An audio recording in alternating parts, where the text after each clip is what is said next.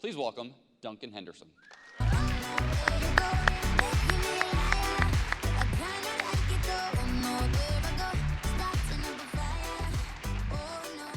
Good evening.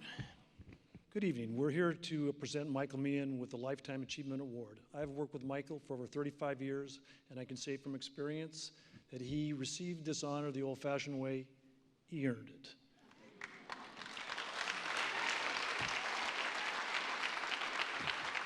Myself, being a man of limited abilities, I figured out early in my career my best chance for success was to surround myself with the very best people. Michael is one of those people. I remember shooting at Dodger Stadium one June evening in 1982. I was a second AD. Michael was handling the location needs of a live game, Dodgers versus Atlanta, an entire shooting crew and 200 extras by himself. Michael worked with everybody from the groundskeeper to the Alston family, and I guess we do remember when the Dodgers were owned by a family. And amazingly, and against all the odds, he was able to hold his own and go, the whole night went off without a hitch. I instantly thought, to borrow a phrase from Humphrey Bogart, I think this is the beginning of a beautiful friendship. From Mongolia to the Amazon, from Darjeeling to the Galapagos, Michael has made it all happen and made it fun along the way. I can't think of a better partner in any department. Michael has the ability to see potential problems in advance, intervene to make sure they don't become problems. He has the eye of a cinematographer, the heart of a production designer, the story sense of a director. His photos make you want to shoot all of the choices he gives you, but he always helps you select the perfect location that makes the scene special. And then he makes the location work for the director, for the cinematographer, for the entire production. He makes it happen. While working with Michael, I have made the error of trying to help him on several occasions. I was working on Master and Commander, and we were down in the Galapagos, and I thought it would be a good idea to tell the director of the Galapagos Conservancy that we would shoot this picture in such a way that hundreds, no, thousands of people from all over the world would come to visit the islands. She directly fired back that the Galapagos Islands didn't want any more tourists, and that tourism what was ruining the islands. After inflicting that help, I turned the location back to Michael, and somehow he dug us out of that hole, and we did shoot on the Galapagos for a week, and I believe we're the only feature film that can make that claim. Another time Michael was having a hard time with a person in Ferndale where we were shooting Outbreak. I offered to step in to help with my management skills. After getting pulled into the vortex of small town insanity, wasting days, then weeks, trying to solve the problem, I was served with an order to appear in small claims court. It's the only time I've ever been to court. And from all this, I learned something very important: mind your own business. Michael made me a better producer. As a man of limited abilities, I've learned what every good producer knows: hire the right people and let the professionals do their work. Now let's take a look.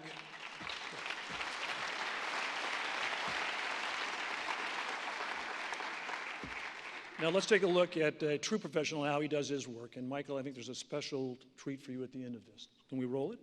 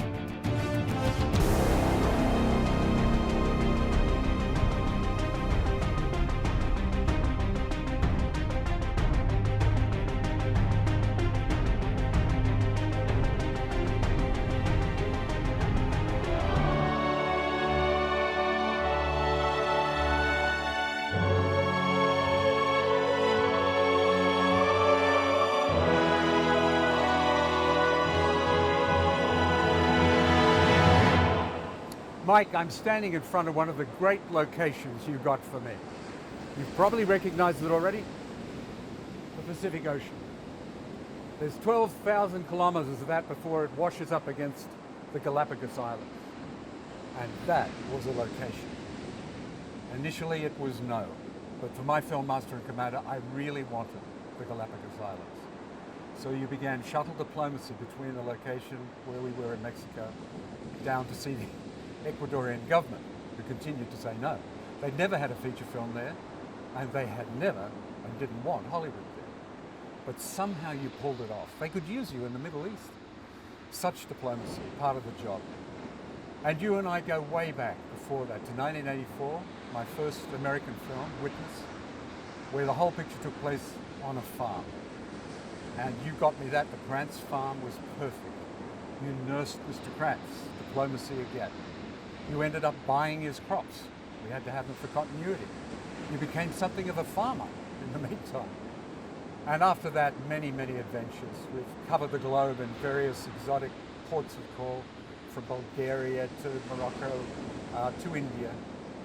And you always added something, you always gave me something more. So all hail to you for your prize tonight, well deserved. All the best from Australia, good luck.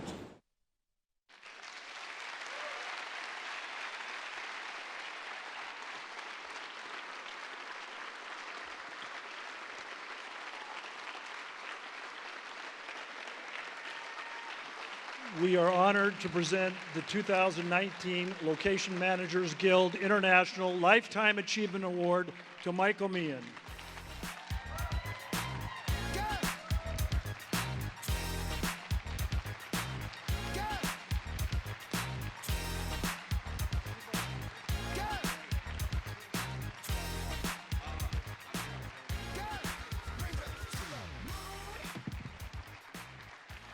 Thank you very much. As I look out here tonight, I see the real recipients of this award, many of the men and women who I've had the pleasure of working with all these years.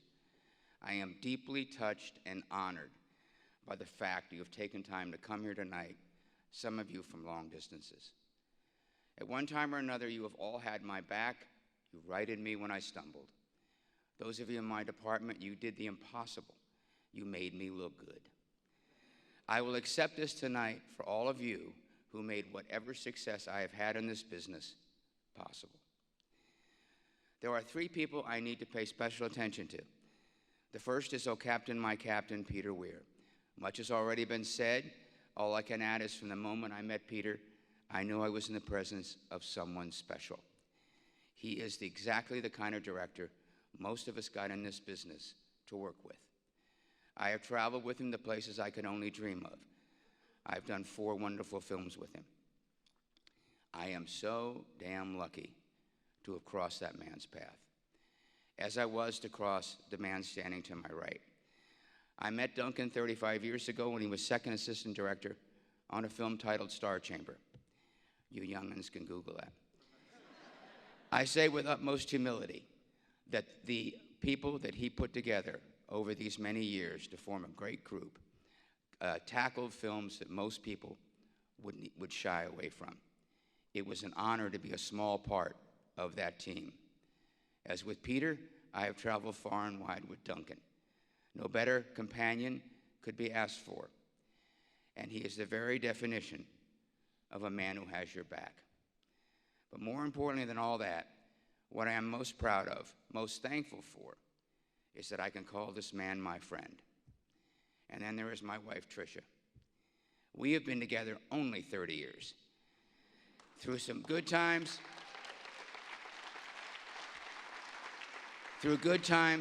great times, and some challenging ones when my health succumbed to things that go bump in the night. When she traveled with me, she proved the old adage that home is where the heart is. This may resonate with many of you here tonight when I say, Trish, I am sorry that I put you second to so many times to this harsh mistress we call film production. You need to know you are always first in my heart.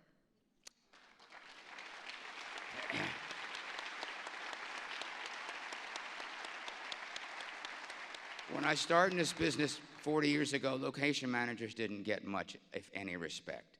I know a lot of you think that's the same case, is still the case, but believe me, things have gotten better. Through hard work and a willingness to take on anything they threw at us, we ancient ones began to change that. The more challenging the business got, the more we wanted to do. Things began to change slowly. Shortly after I started this business, the Teamsters came calling.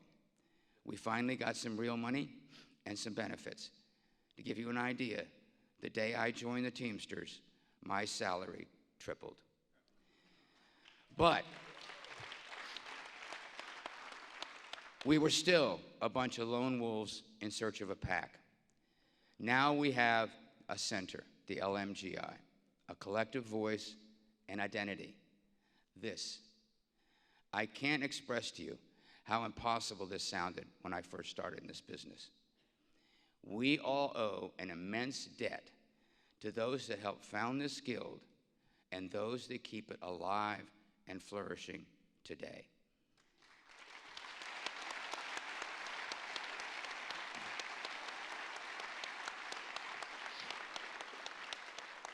But this comes with a responsibility for each of us. When you go back to work, realize you don't just represent yourself, but all of us. Your conduct reflects on all of us. Your work ethic can raise all of us up. Please remember, act like you're part of something more than yourself, because you are. This award has been given to many people before me and will be given to many more in the future. No one will be more appreciative, more honored, more humbled than this old Irish rover. And before before the music starts, I just want to say, I know I said things were dicey at the beginning. We didn't get a lot of respect. But I was proud to be a location manager the first day I stepped foot on a set. And I'm even more proud to be one now. Thank you.